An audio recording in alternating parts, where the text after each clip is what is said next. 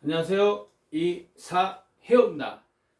7월 달은 월말이 원래도 바쁜데 여름 휴가철과 겹쳐서 28, 29, 30, 31일이 정말로 바쁘네요.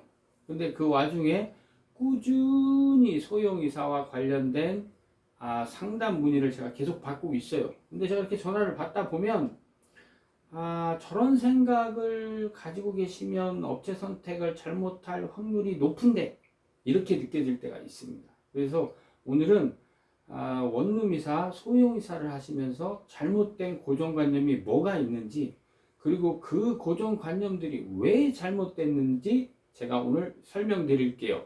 자, 먼저 우리 집에 이삿짐이 별로 없어요.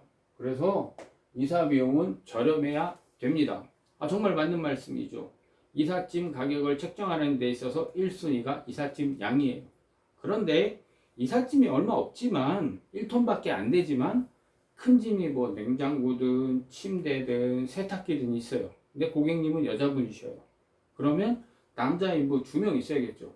이쪽은 엘리베이터가 있는데 이쪽은 계단이에요. 그러면 남자 인부 2명이 있어야겠죠. 근데 그 집 계단 폭이 너무 좁고 천장이 낮아서 뭐 침대를 올릴 수 없다든가 그런 경우에 또 사다리가 또 필요하겠죠. 그렇죠?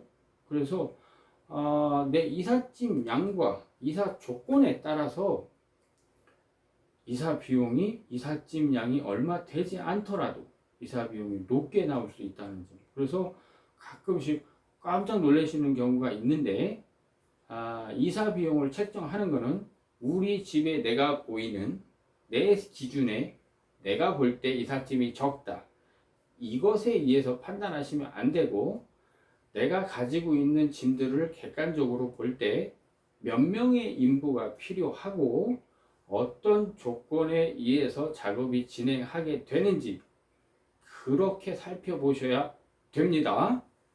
자, 그리고 이사 비용을 낮추기 위해서 박스 바구니를 가져다 주셨으면 좋겠어요. 그러면 내가 꼼꼼하게 포장을 해 놓을 수 있습니다. 이렇게 요청하시는 분들이 있어요. 저 같은 경우는 가급적 가능한 방법을 찾아서 해드리고 있어요. 그러나 이사 자재의 여유가 그렇게 많지 않은 업체들이 많아요. 1톤 트럭 하나로 이사하시는 분들은 뭐 한 70% 정도는 그러신 것 같아요.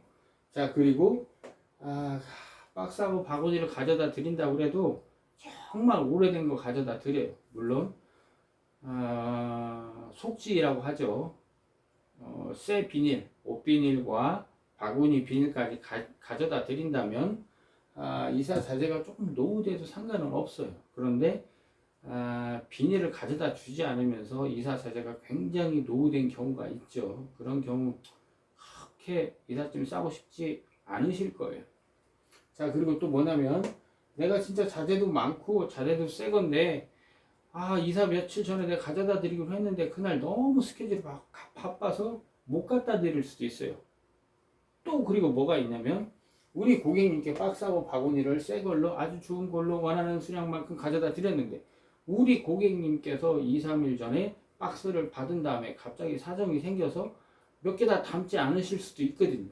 그래서 저는 원룸 이사를 하신다면 박스 바구니 가져다 드리는 것을 원하시면 하지만 추천은 하지 않습니다. 아시겠죠?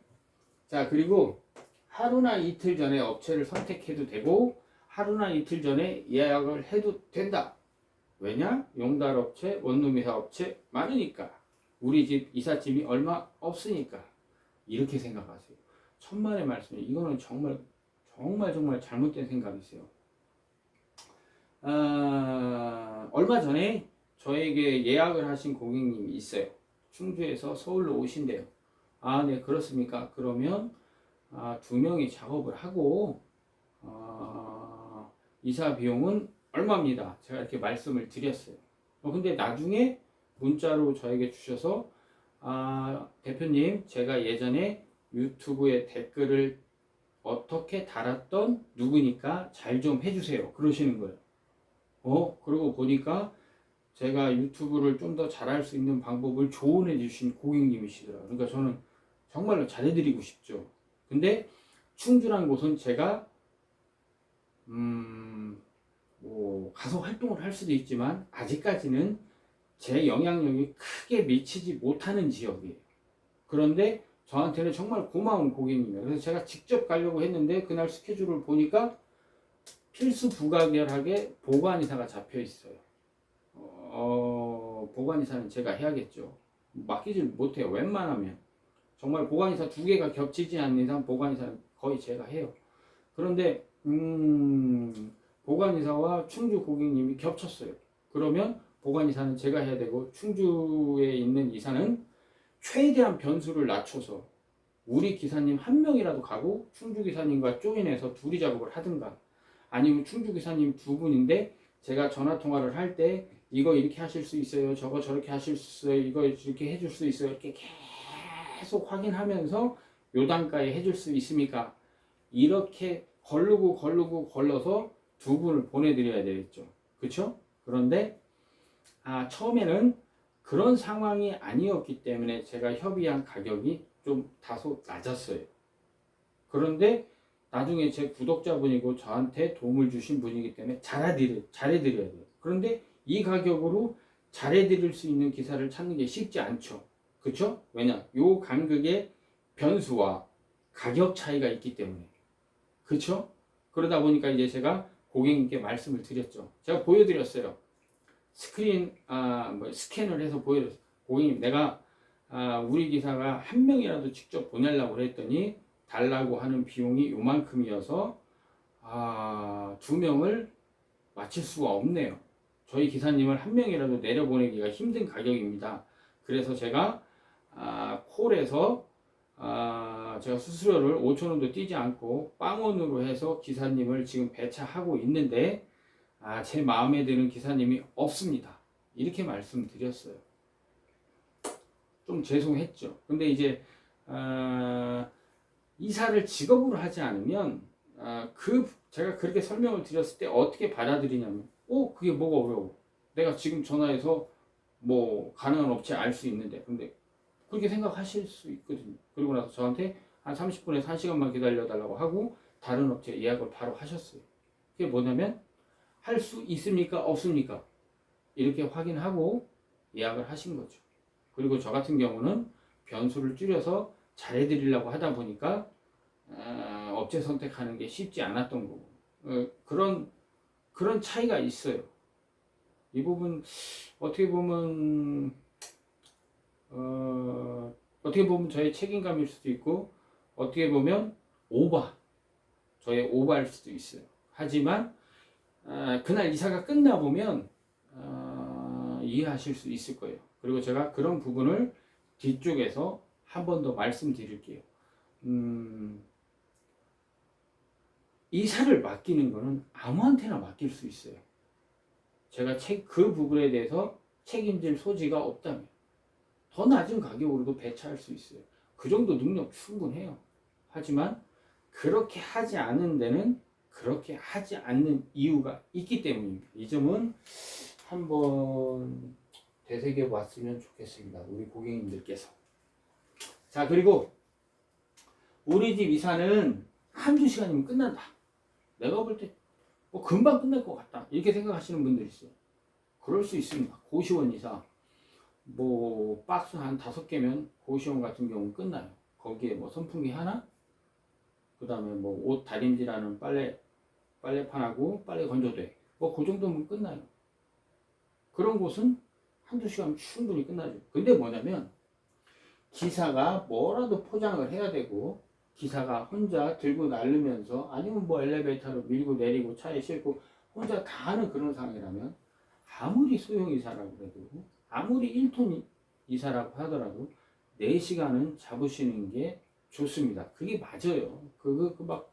굳이 더 빨리 서두르다고 하다 보면 포장도 안 하게 되고 빨리 하려다가 뭔가 하나 파손시키게 됩니다. 그래서 원룸 이사, 내 이삿짐이 얼마 없어요.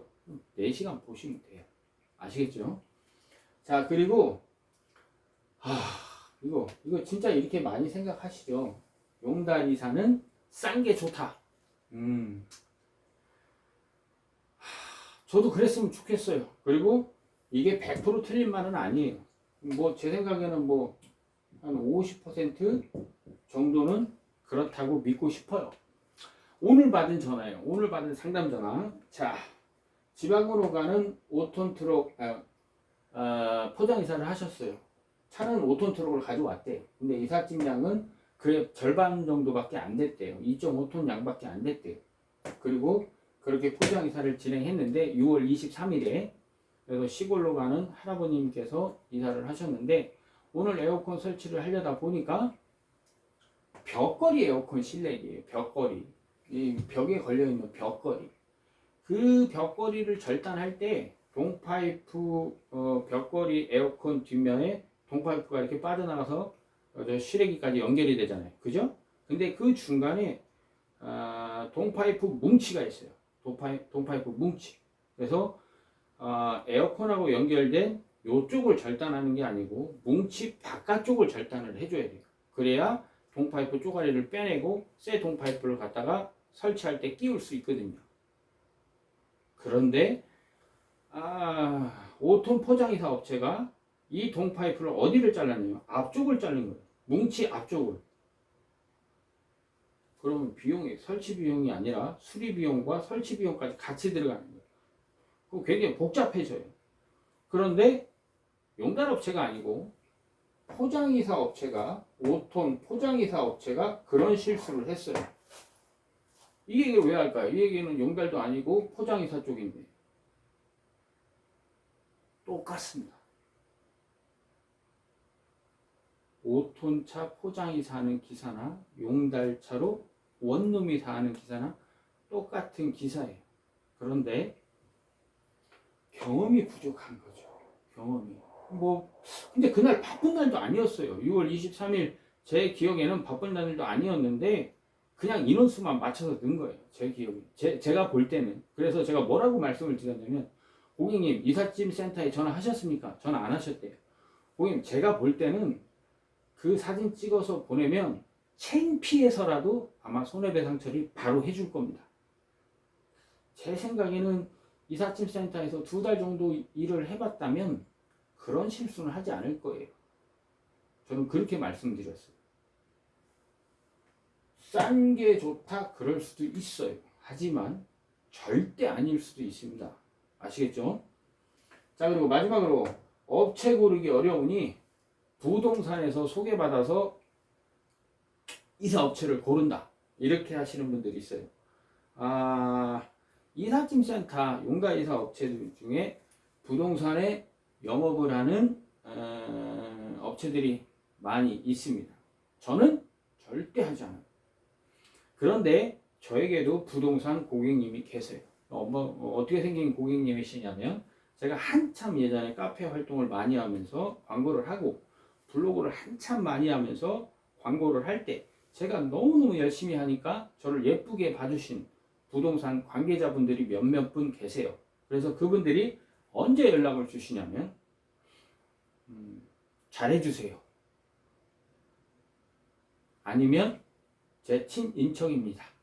요 2가지일 때만 저에게 전화를 주세요. 싸게 해주세요 하면 제가 안 하죠. 제가 안 해요. 그러다 보니까 그런 거는 저에게 전화를 하지 않고 부동산에 명함을 갖다 놓는 업체 중에 한 곳을 소개시켜 주는 거죠. 저는 그 부동산에 제 명함이 없어요. 그런데 잘해주세요 할 때 저한테 연락이 와요.